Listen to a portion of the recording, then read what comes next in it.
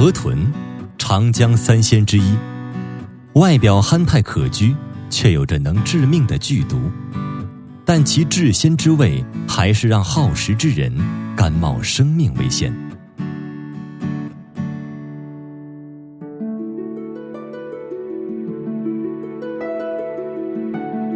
清明前后是一年中品尝河豚之鲜的最佳时节。江阴，长江之南，临近入海口的富裕小城，自古以来都是捕获河豚的重要地点。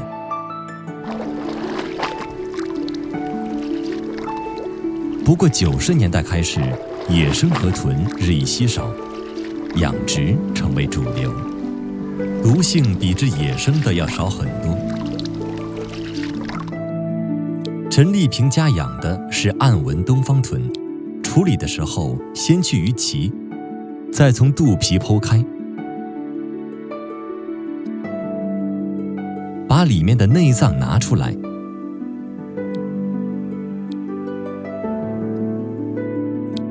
河豚肝极肥，通常剪成小块，这是河豚最鲜美的部分。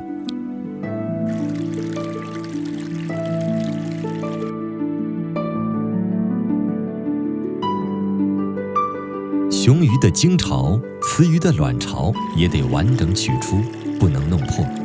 冲洗要在流动水下完成，里里外外仔细冲，顺带剥皮。鱼皮养胃，却有很多小刺在表面。吃的时候要包在里面，整块吞下去。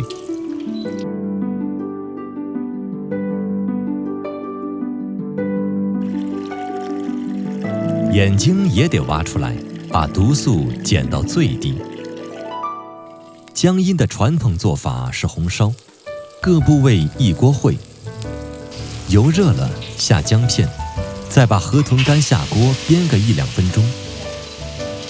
这步急不得，得慢慢地把这肥甘的油脂逼出来，也逼出了河豚特殊的鲜味。然后再下葱、河豚鱼。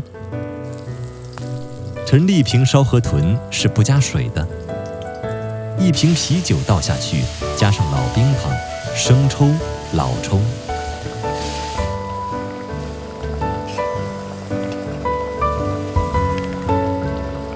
老一辈有个说法，土灶上烧河豚得称油不散，这样蒸汽才不会跑到房梁上，不然下次烧饭滴下来是会毒死人的。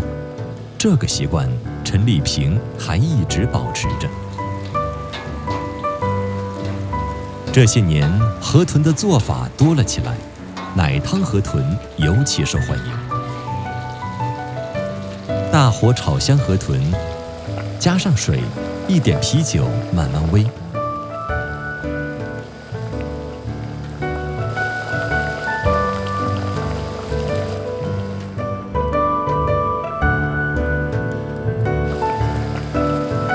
煨到汤色奶白即可出锅，吃的便是河豚本味。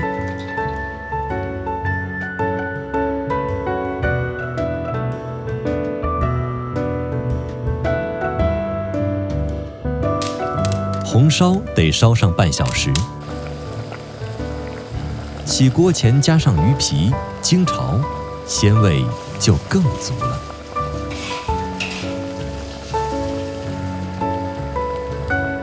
铲子不离锅，确保生熟分离，也是过去留下来的讲究做法。一朝得食河豚肉，始终不恋天下鱼。这个时节的鲜美之味，拼死尝过，才算是不负春天，不负鲜。